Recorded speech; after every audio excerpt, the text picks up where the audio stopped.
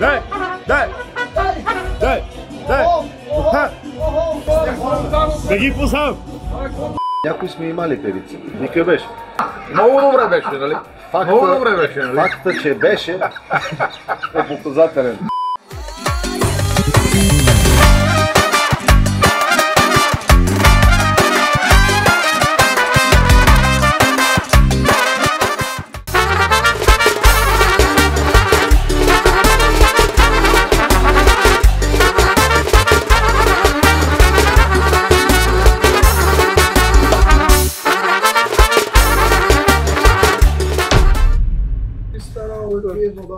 Ти вече изтегли. Това знаеш какво бе?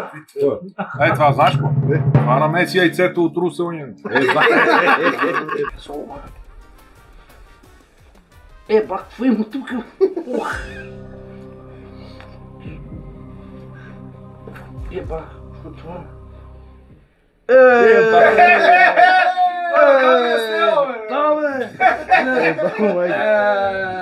Това какво? Кокошо ли е? Гъшо ли е твое? Ма там ли е снела, бе, там? Сега ще си го опража.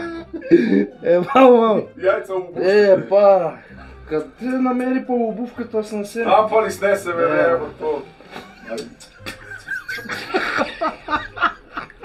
И потъж да си когато ти видя.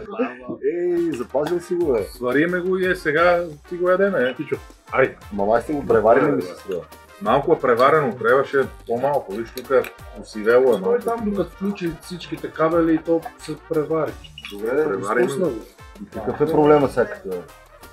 Еми, казват, че яйцето като се превари и така ставало отстрани по кафенево и ставало отровно. Като се превари яйцето, така ставало отстрани отцветяване и това отцветяване било отрова. Вече не ставало за ядене яйцето. Виде ли го? Виде, че изкара едно яйце от това. Ама той наистина не знае, че имаше яйце. Да. Не си мисля, че нещо сме. Не е нарушно. Тръгва се обува и да. Какво има в това обувка, бе? Там ли е снела, бе, да ги е? Кой служи то по тия? Там си беше, никой не го е сложил, бе. Той се събувал курника и те кокошките носят там. Полга, бе. Къде носят те кокошките, къде си купуваш? И те сега си го сварихме, това е и неговото, той си го изеде. Посинело е от обущата и гледай как е. Гледай как е посинело, гледай жълто. Посинело е на военен чорап, мисля. Да, военният чорап, да. Даже е позеленело. Видиш и на Синьо зелено е такова. И показва, аз не съм го пипнал. Човека ще остане гладен. Нали трябва да дадем яйца после, за това отровна гошко не пипе. Слушай. Какво ще кажеш за мезра? Добре си е! И съм го казал, че Ти вече трябва да смениш въпроса към Гошко, не какво ще кажеш за Мездра. Какво прави Мездра? Какво прави го? Какво прави Мездра? добре си. Как е Мездра? Добре. Добре си. Как ти е в скайпа? Добре. В жабката.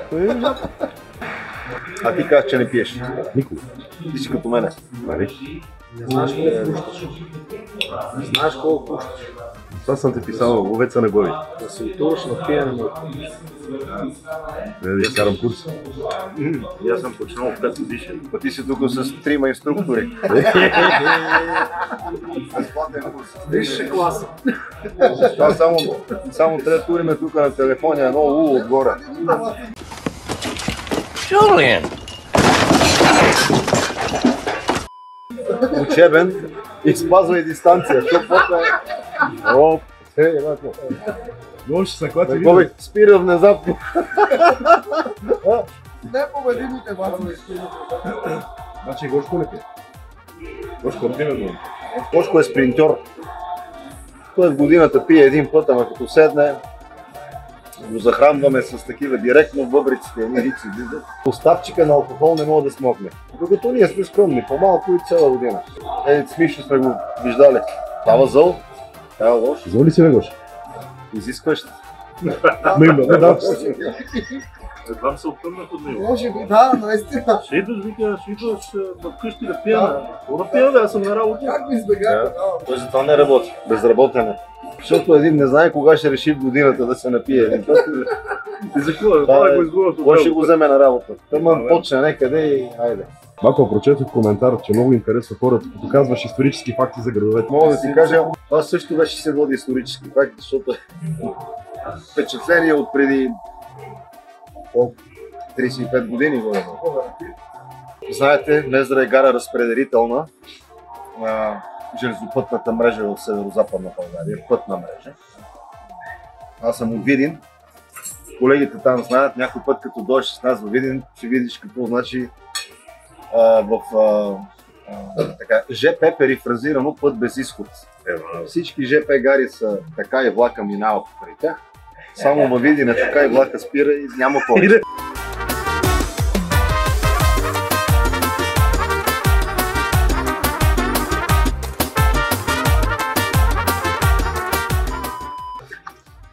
Трябва да знаеш, че ако влака подмине гарата във Видин, значи нещо не е наред.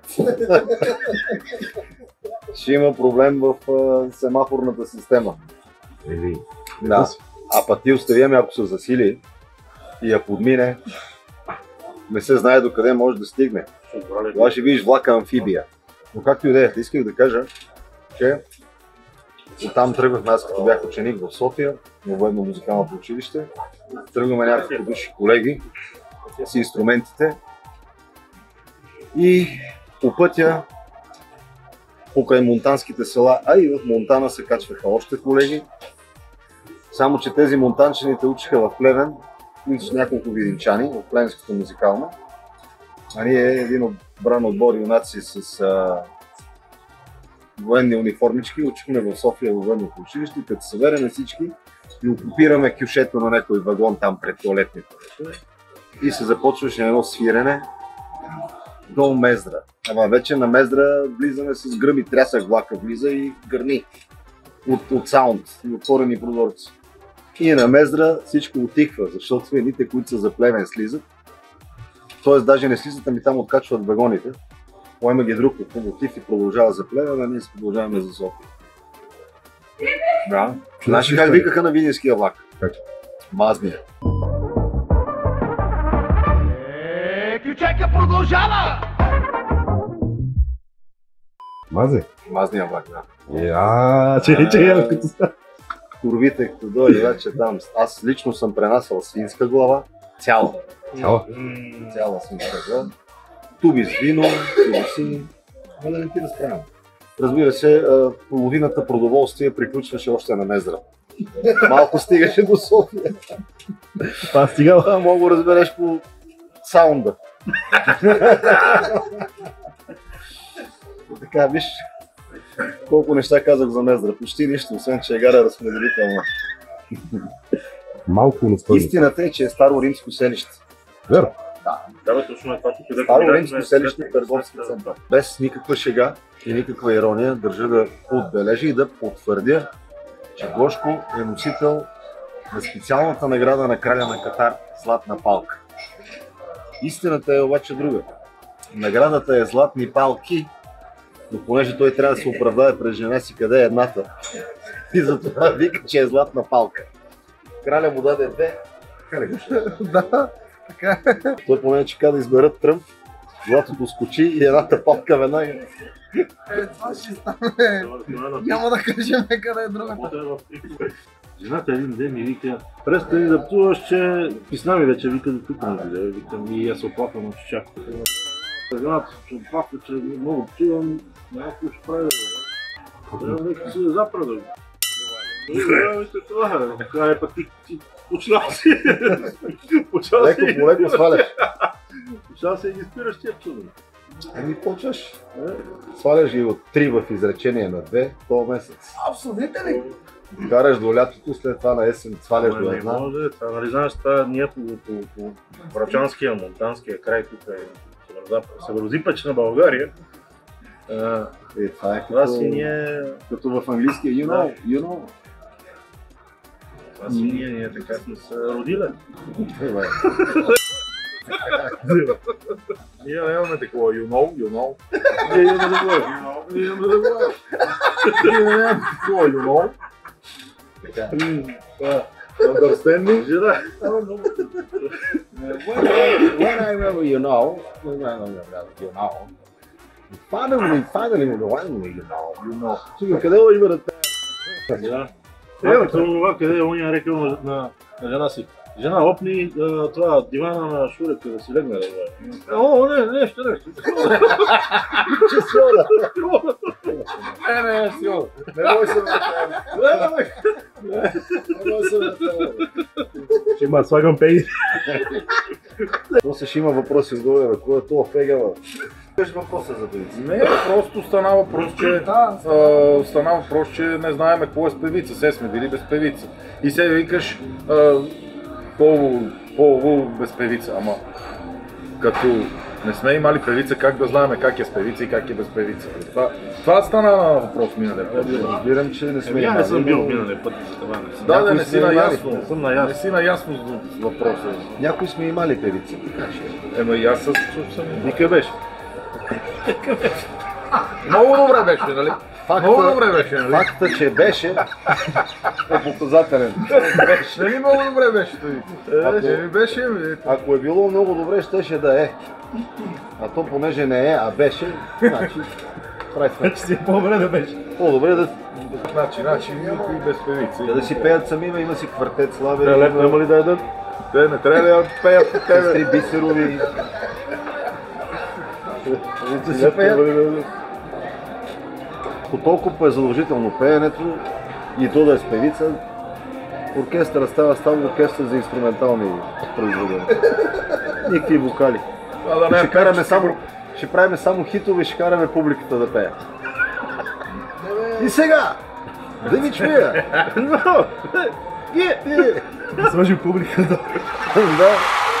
Ако трябва ще спазариме и публика с нас да си пеят. Смесен хор. И пак стигаме до певица. Никъде лой не пада. Ти преди да почнем заедно да работиме, с кой оркестър работиш? Ами с много оркестри работих. Много оркестър. Да.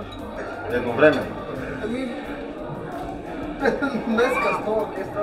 Днеска стоя от... Всичките ли имаха певица? Нали? Значи едни имат, други нямат. Ние сме от тези, дет нямаме. И ги пожелавам по-добре да няма. най-чисто сърдечно да продължим в същия дух. Да няма после, айде стига сте свирили. Еми да, това е надежда. Надежда е това. Надежда, че можем да продължим. Всичко друго е рисково. Продължаваме напред. Продължаваме напред без певица. Това как беше диджей, как беше? Тя има такъва в момента. Хората по 3 човека имат, не могат да запомнят имената. Диджея си. Бехме на какво бехме там? На бал. На бал в Бързия преди Берковица. Бал или годишнина беше, не помня. И някакво горско училище. Помня. Да, ако не се лъжа, беше някаква много хубава домашна ракия. Имам такъв спомен. И даже аз тогава, понеже не пих, нали, че трябваше да карам и си я прибрах ракия. Ама аз си пиех кузи. Да, възможно, не знам. Кузи си пиех. И както пееше, свиреше и отпиваш си от узото, а пък диджея ме бута: иска ли водичка? И викам: не иска. И след малко ти се обръщаш назад и той те гледа, но стои така с водата и викаш: и искаш и водичка, а той в това време отпива.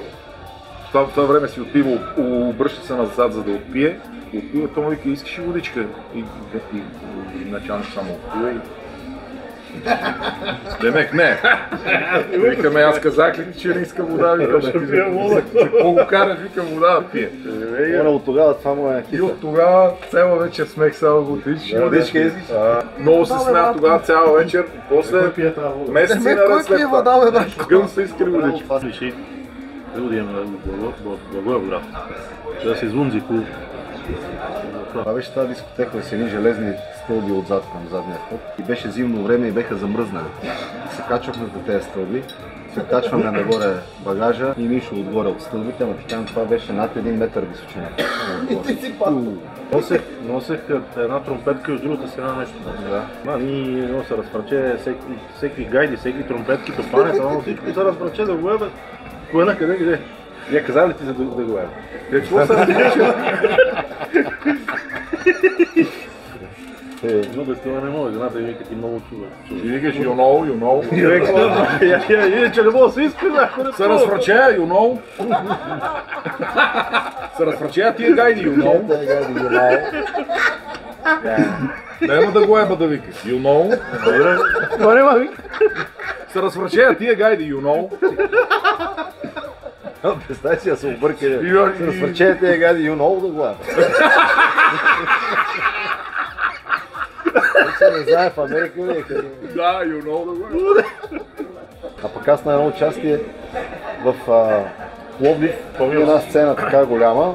Бели плочки. Голем банкет, панирната палата, 1000 души са наредили. И ние ще правиме шоу.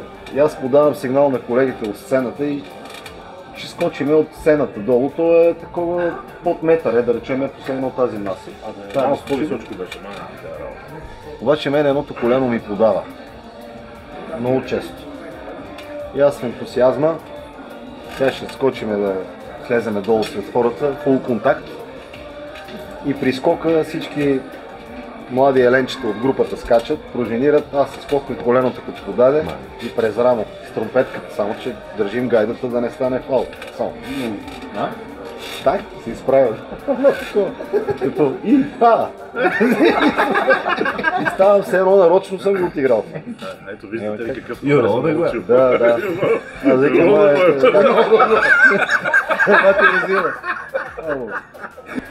дали пак беше в Пловдив, някой беше разлял вода. О, не, това беше в Сливен. Сливен беше. В Сливен, да, някъде. Май в Сливен беше. И беше с тия обувки, дето... Аз бех с едни обувки гладки отдоле, едни такива кълбойки. И върви песента, върви песента оборотна. Или Марио ли беше изцедал тубата, не знам. Марио обича седи на едно место да си прави локвич. Марио е наш приятел и колега, свиреше на туба в нашия оркестър, това е голямото. И като изцеди цуговете и долу плуват патици. И като минах през тази локвичка човек, и с двата крака, нагоре, като паднах по гръб, не мога да го отиграя.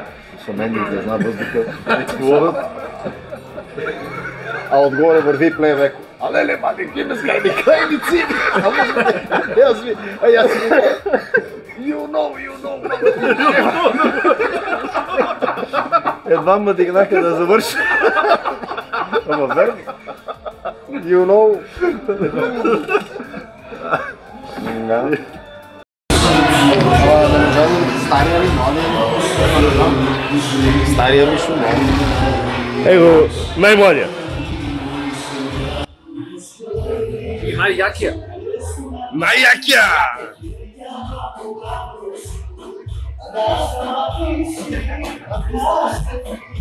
Точно се чуди къде да застане. Ти си най-красивия, най-младия, най-център на пазара. Омаро, това на испански значи Марокко на епоха. Води се с моите сълзи, не за първи път те разплаквам с мъчице, колко ли сълзи от мен ще изплачеш ти. Не за първи път те разплаквам с мъчице, колко ли сълзи от мен ще изплачеш ти.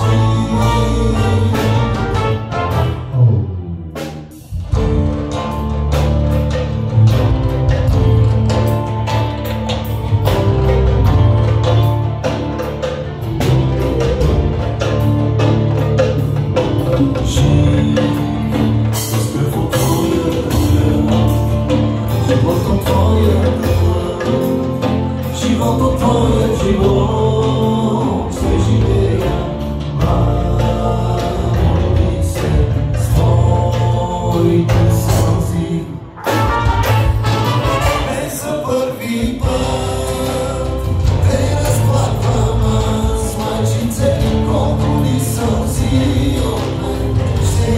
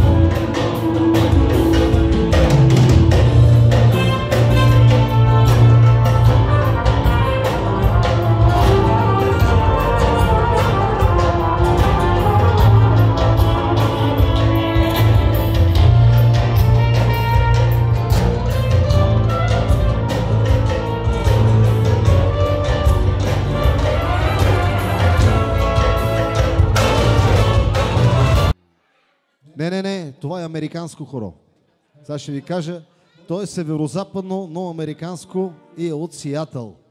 Но всъщност автора му е от Мемфис. Това е прадядото на Елвис Пресли, който е от Дърманци. Не знам дали знаете. Той е емигрант. Елвис това не го знае. Техните не са му го казвали, за да не го травмират. Разбирате, това е, ако беше знал, че прадядо му всъщност е от Дърманци, човека може би щеше да избере летален край. Но те са го пощадили. Та неговия прадядо си е взел снаха от Сиатъл, която знаете откъдето е жената, оттам е и родата. Та отишъл взет на къща от Мемфис в Сиатъл и оттам той е подкарал идеята за затворническия рок на Елвис Пресли, което е One, two, clock.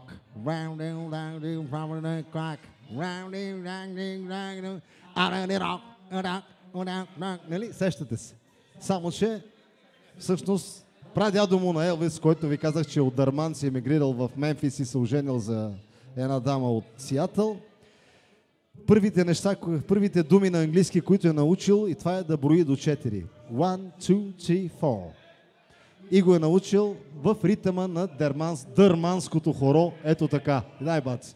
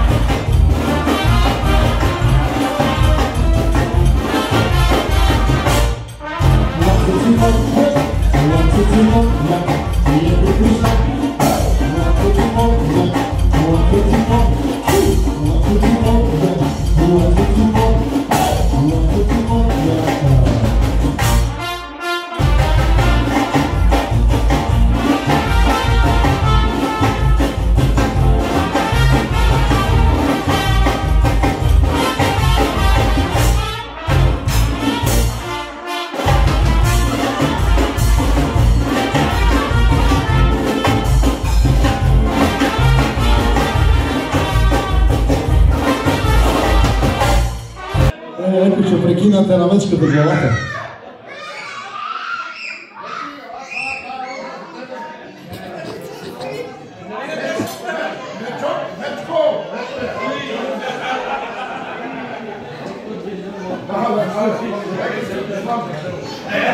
Значи така бяла мечка, ако ме срещне нощно време от гората, ще стане кафена. Ама от мене.